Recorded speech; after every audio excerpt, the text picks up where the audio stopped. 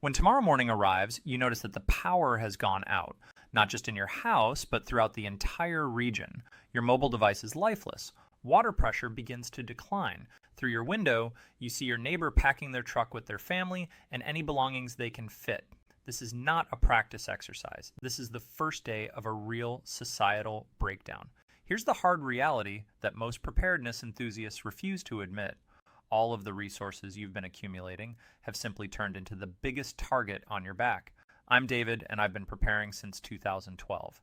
Let me share with you one of the most difficult things I learned during the 2014 ice storms when I observed local government officials doing door-to-door surveys to catalog generators. Their claimed purpose was to coordinate emergency management efforts. However, 3 homes on my block had their generators requisitioned for essential infrastructure purposes. The homeowners received documents. They never regained their generators. Before you assume I'm trying to scare you, remember that this is not my objective. Creating unneeded dread is not my way.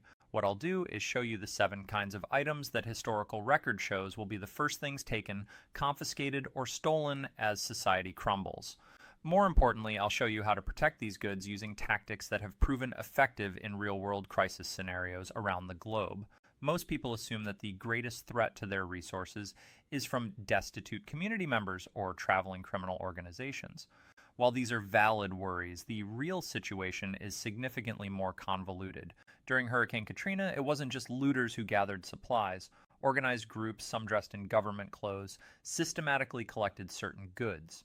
During Venezuela's economic crisis, government authorities did not conduct random raids. They targeted certain goods using lists and intelligence obtained in advance. The pattern remains consistent. First comes the crisis, then despair, and then the systematic collecting of resources by those with the organization and firepower to get them. Whether it's unprepared community members, organized criminal organizations, or even government agencies acting under emergency authority, your items will be on someone's shopping list. However, there is one thing they would like you not know. The items they pursue first are not random. There is a priority sequence based on 3 factors: immediate survival necessity, ease of movement, and possibility for gaining control. Understanding the sequence is not only theoretical, it's the difference between keeping what you've worked hard to build and having it all vanish when you need it the most. So let's look at the first and most obvious target, your weaponry and ammunition. I understand what some of you are thinking. From my cold, lifeless hands, correct? However, let me tell an event that occurred in New Orleans following Katrina that may influence your opinion. The police chief at the time literally stated, and I'm quoting verbatim, "Only law enforcement are permitted to possess weapons." Door-to-door seizures followed. Legal firearm owners who had done nothing wrong had their constitutional rights suspended and their means of protection taken. This isn't a conspiracy theory. This is a proven historical fact. It occurred in America during our lifetime. The truly disturbing element is that most people complied because they were confronted with armed law officers who would not tolerate refusal. Those who resisted were arrested and their firearms confiscated. Why do firearms always rank first on the list? Simple explanation. They signify authority. During a collapse, whomever controls the guns has complete authority over everything else. Criminal organizations desire them for obvious reasons, but government authorities will justify it as public safety. They will say that it is only transitory. They will vow to return them once stability is restored. History shows that this is extremely rare. So how can you protect your firearms when everyone wants them? First, understand that paperwork equals confiscation. If you have documentation proving that you own firearms, you are already on a list. During the LA riots, Korean business owners who had registered their weapons had them confiscated in advance. Meanwhile, individuals with unregistered firearms were able to defend their establishments. Here is what actually works: decentralization. Never store all of your firearms in one location. I acquired this from a Serbian buddy who survived the Balkan Wars. He explained that they kept one conspicuous firearm in the house, usually an old hunting rifle, only to satisfy a preliminary check. The true defensive weapons were hidden elsewhere, behind artificial walls, buried in waterproof containers, and kept with trusted acquaintances who were not on any registries.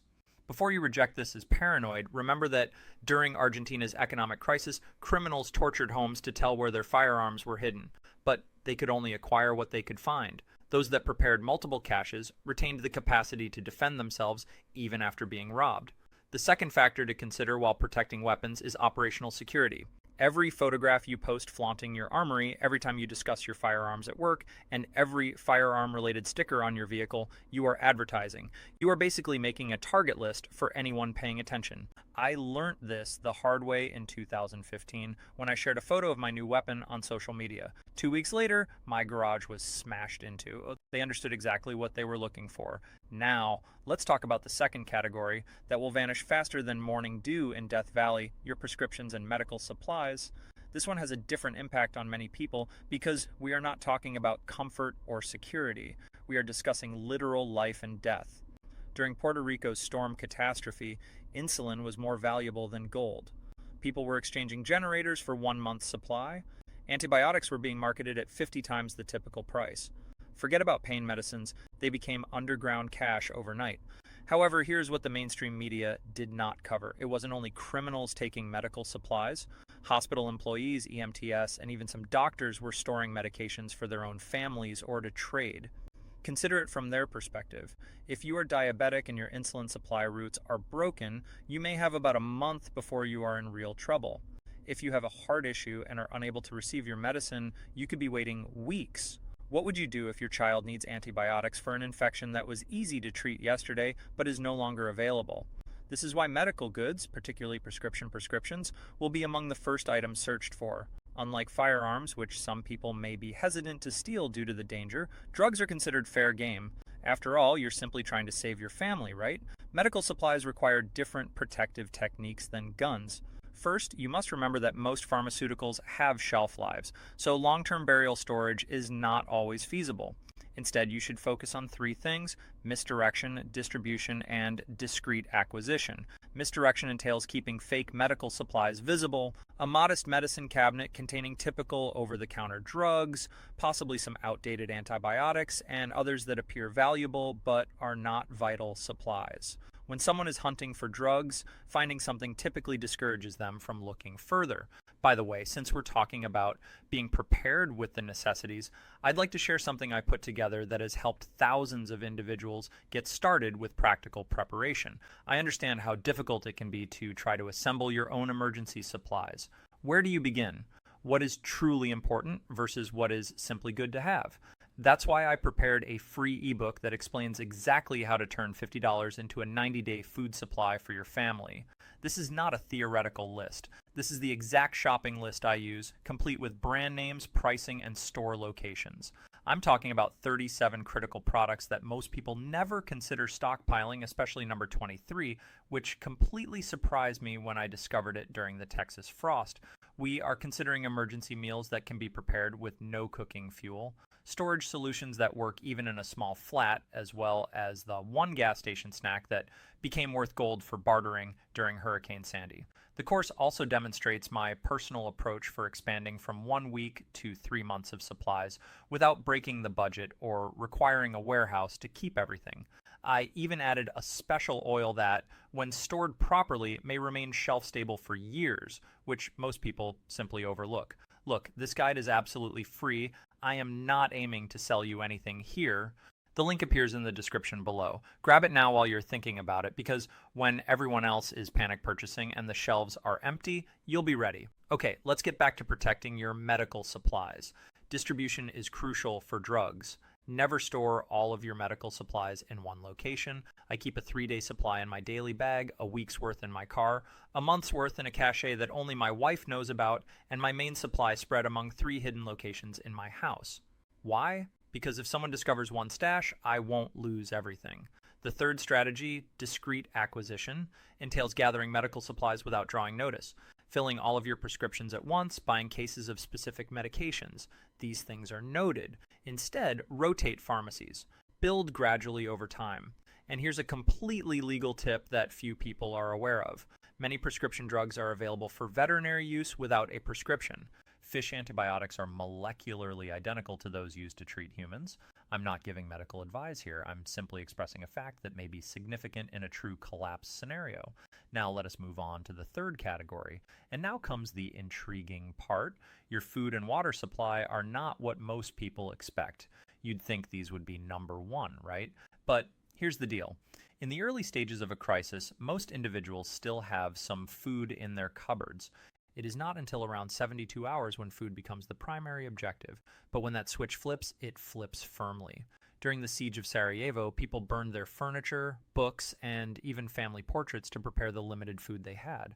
A $1 can of soup today was worth $100. People were not only stealing food, they were killing for it. We Americans tend to think of ourselves as more civilized, but consider what occurred during COVID. Not even a true collapse, simply supply chain interruption. People got into fistfights over toilet paper. Imagine what happens when genuine food is on the line. When your children are hungry, the government's response to food shortages is especially noteworthy because it always follows the same pattern. First, they will impose rationing. Then they will begin requisitioning extra supplies for redistribution. They'll excuse it by claiming hoarders are the problem. During World War II, having more than a week's supply of certain foods was forbidden. People went to jail for consuming too much sugar or coffee. In Venezuela, they developed unique identity cards that documented what food was purchased and when. If you buy too much, you may receive a visit. They would collect your extra and perhaps arrest you for hoarding. The same thing happened during Greece's economic crisis. The government has proposed laws that would allow it to seize privately kept food stocks during an emergency. So, how can you preserve your food supply when everyone, from your neighbors to the government, may want them? The answer is what I term the iceberg strategy. Like an iceberg, 90% of your supplies should be unseen beneath the surface. Maintain a visible pantry with about 2 weeks worth of normal food. This is what you show them when they ask. This is what you eat on a regular basis, so it appears active and natural. However, your actual supplies must be hidden with the same inventiveness as gold bars, because in a collapse, that is essentially what they are. I learned a technique from a couple who had survived the Bosnian War. They used low-cost paneling to build artificial walls in their basement. Behind the barriers, they kept their food supply. When soldiers searched their home, they discovered the ordinary pantry, took what they needed, and left. They never discovered the 3 months of food stashed 10 feet away. The distributed storage technology has also proven to be useful. Instead of a single large stockpile that screams survivalist, you have dozens of modest caches. A bucket of rice hidden in attic insulation, canned goods under books on a bookcase, Mylar bags of beans behind old paint cans in the garage. Even if someone searches, they are unlikely to discover everything. But here's the true secret to securing your food supplies. Nobody can steal something they do not know exists.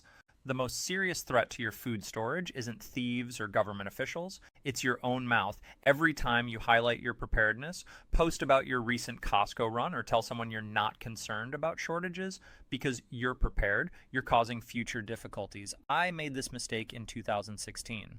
I was pleased of my preparedness and discussed it at work. Fast forward to the COVID shortages.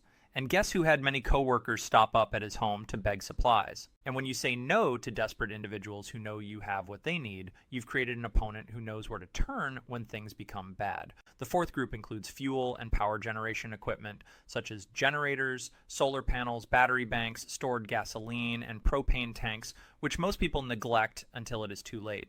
These become extremely valuable because they symbolize something far more significant than the power they deliver. They reflect normalcy. During 2003's Northeast blackout, consumers paid hundreds of dollars to charge their phones. During Hurricane Sandy, there were stories of gasoline selling for $40 a gallon on the black market. Generators in Puerto Rico were not just taken. People were being killed for them. But here's the really intriguing part concerning gasoline and power equipment. They are frequently the first things to be regulated by authorities during a crisis. Within hours after a big tragedy, emergency orders will ban fuel purchases. Then there are the regulations regarding generator use. Then comes the requisition of gasoline supplies for critical services. I saw this firsthand during the 2017 Florida fuel shortage. Even if there was no actual disaster, the mere possibility of a hurricane triggered panic buying. Within 12 hours, the governor had already implemented fuel rationing, gas outlets were ordered to limit purchases, and there was even talk about requisitioning commercial fuel supplies. The issue in protecting fuel and power equipment is that they are difficult to conceal. An operating generator produces noise that can be heard from many blocks away. Solar panels are visible from the air. The scent of gasoline is distinct and spreads, thus typical concealment strategies are ineffective. Instead, focus on camouflage and deception. The sensible move with generators is to have two: a little, loud, and inexpensive generator that you use during the day while everyone else is operating theirs. This is your decoy. Then you have your genuine generator, a high quality inverter model that operates quietly and should only be used at night or when absolutely essential. You can combine this with sound dampening measures, such as creating an enclosure out of car mufflers and situating it to deflect sound away from crowded areas. Solar panels pose a distinct challenge. Traditional roof-mounted panels are essentially a billboard indicating that you have power while no one else does. Instead, consider movable panels that may be deployed when necessary and concealed when not. Better yet, install solar panels on a ground mount system in your backyard where they can be concealed with tarps or camouflage netting as needed. However, the actual secret to securing your power generation is not hiding it, it's shared strategically. This seems illogical, but hear me out. During the Balkan conflicts, families who formed mutual help networks with their near neighbors fared the best. They'd share power for basic needs like charging phones, powering medical equipment, and storing important goods. This resulted in an organization dedicated to protecting the resource rather than stealing it. The fifth category is becoming increasingly significant, and most people are unaware that it is at risk. Your communication equipment, which includes radios, satellite phones, mesh network devices, and even your internet router. In a crisis, information becomes as valuable as food and water. Those in charge of communication also have control over the narrative. During the Arab Spring, governments did not simply turn off the internet. They went door to home, seizing satellite dishes and communications equipment. In Myanmar, owning certain types of radios became prohibited overnight. Even in America, after Hurricane Katrina, ham radio operators reported having their equipment confiscated by authorities seeking to restrict emergency communications. Why do communication devices become such a target? Because proper information is extremely valuable in a crisis. Knowing what's going on, coordinating with others, and calling for help or warning of danger. These talents make you significantly more likely to survive, posing a threat to anyone attempting to manage the situation. The strategy to protecting communication equipment differs from that used to preserve physical resources. The challenge is not just concealing the equipment, but also concealing the fact that you are utilizing it. A transmission can be triangular. An antenna can be noticed. With the proper equipment, you can even identify your device's electromagnetic signatures. The solution is what I call graduated communication security. You have various levels of communication capability, and you only divulge what is required for the scenario. Level 1 includes your phone and frequent internet access. They don't mark you as prepared because everyone has them. Level 2 is a primitive emergency radio that only receives and does not emit. Still normal, nothing screams prepper. Level 3 is where you begin to get into capabilities that require protection. A handheld amateur radio, a satellite communication device, and mesh network nodes. These should be kept hidden and utilized only as needed. But here's the crucial part. You should practice with them now before you need them, because trying to program a radio while someone is knocking on your door is not ideal. The sixth category may surprise you, and it is something that even veteran preppers frequently ignore until it is too late. Your tools and hardware. I'm talking about chainsaws, generators, water purification systems, and even simple hand tools. These artifacts become extremely important not only for their practical utility, but also because they signify the power to rebuild and mend in a world where nothing new is being produced. During Argentina's collapse, a nice chainsaw could be traded for a month's supply of food. Why? Because it meant you could chop firewood to cook and be warm. It meant you could clear the roads and aid your town. It indicated that you have a useful service to offer. Water purification systems became so valuable that people disassembled swimming pool filters to trade their components. But here's something most folks don't realize. Tools are not only useful to thieves and desperate neighbors. They are frequently the first items requisitioned by authorities attempting to restore infrastructure following natural disasters. I've personally witnessed public works departments go door to door borrowing chainsaws, generators, and pumps. They offer you a receipt and promise to return it. Good luck with it.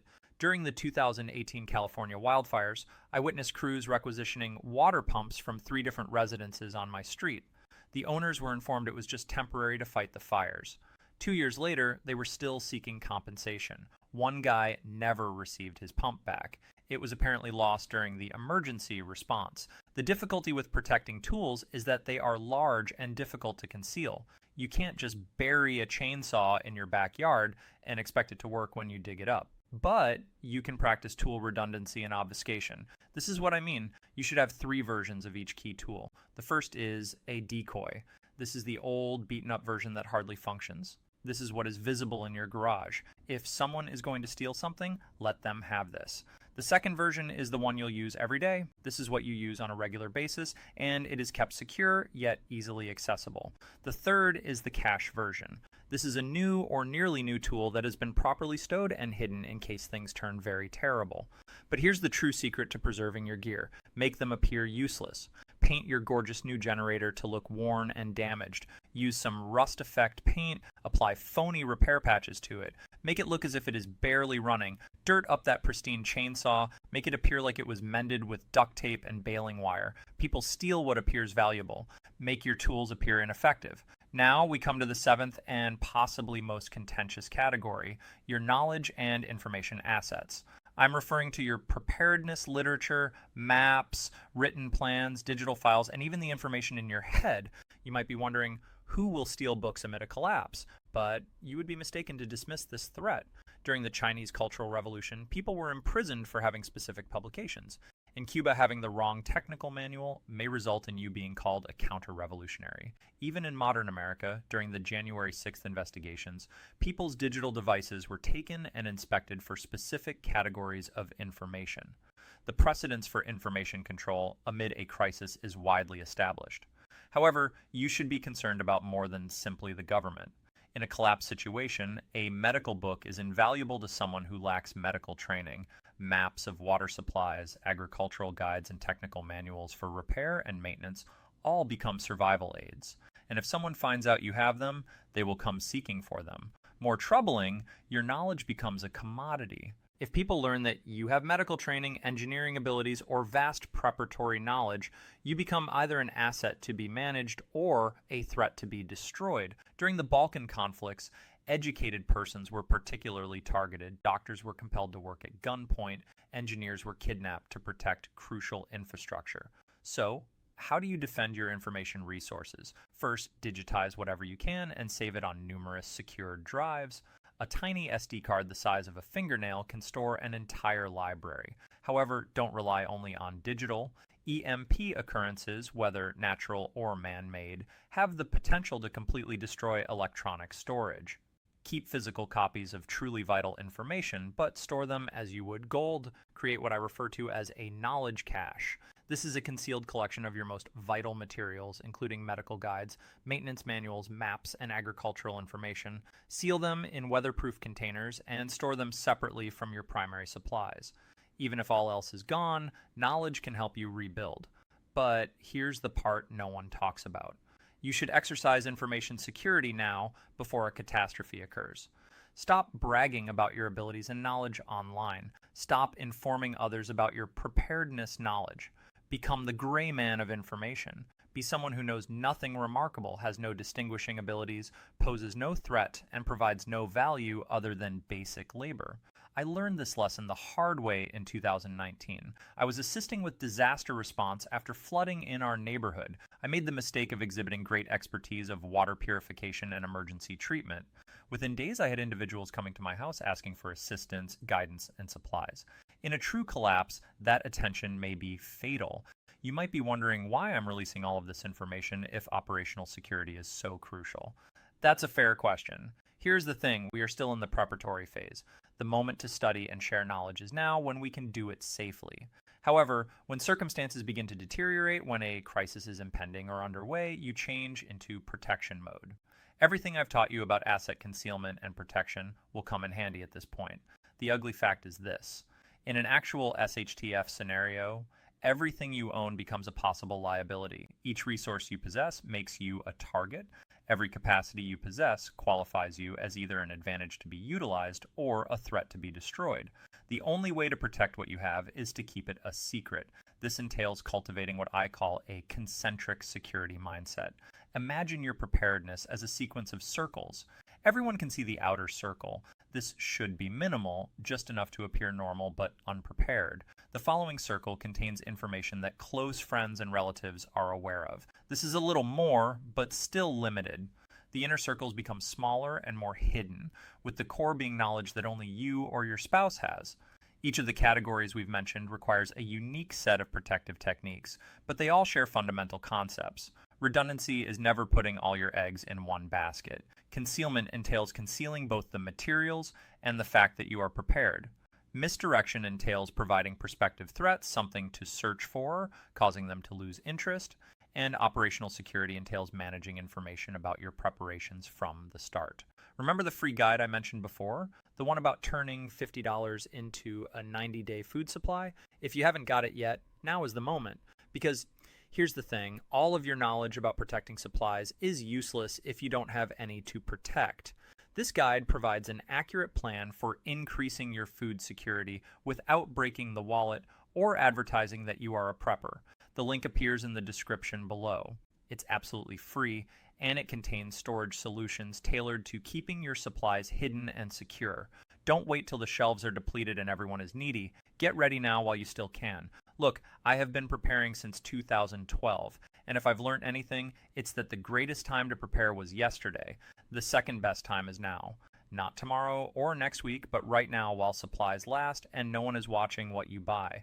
Every catastrophe I've experienced, from natural disasters to economic crises, has reinforced the same message. Those that prepared early and silently had the best chances of survival. Those who waited until everyone else was worried either paid 10 times more or went without, and those who prepared but failed to protect their preparations frequently fared worse than those who did not prepare at all. The scenarios I've outlined are not intended to instill dread. They are historical patterns that occur every time civilization experiences significant disturbance, whether it's a natural calamity, economic collapse, civic unrest, or war. The playbook is astonishingly consistent. The crisis comes first, followed by desperation, and then by the theft of resources from those who have them. Your objective is to make sure you're not an easy target once the taking begins. This means you should start your safety tactics today rather than waiting until the crisis hits. It entails creating operational security practices that will become second nature when it comes to critical situations. It entails building your supplies secretly and protecting them creatively. Remember that in a true SHTF scenario, the government will not come to save you. They're coming to disperse what you've got in order to keep everything under control. Your neighbors will not respect your property rights if their children are hungry, and criminals will not pass by your house since you are a good person who has prepared responsibly. You are the only person who will defend what you have built. The only way to do it effectively is to make sure no one knows what you're protecting. Become the gray man. Be the person that no one believes has anything worth taking. Be the neighbor who appears to be as unprepared and desperate as everyone else, but secretly has the supplies and capabilities to live and prosper. This is not about being selfish or neglecting others. It's about ensuring that you can help on your own terms rather than having others take and distribute your resources. It is about keeping the ability to care for your family first and then your community rather than having everything taken away in the first days of a crisis. The goods we address today, firearms, medications, food, fuel, communications, tools, and knowledge, are more than just supplies. They are the foundations of survival in a collapsed society.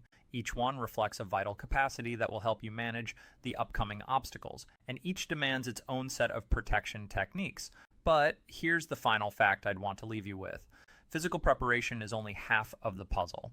The remaining half is mental. You need to cultivate the mindset that will allow you to make difficult decisions when the time comes.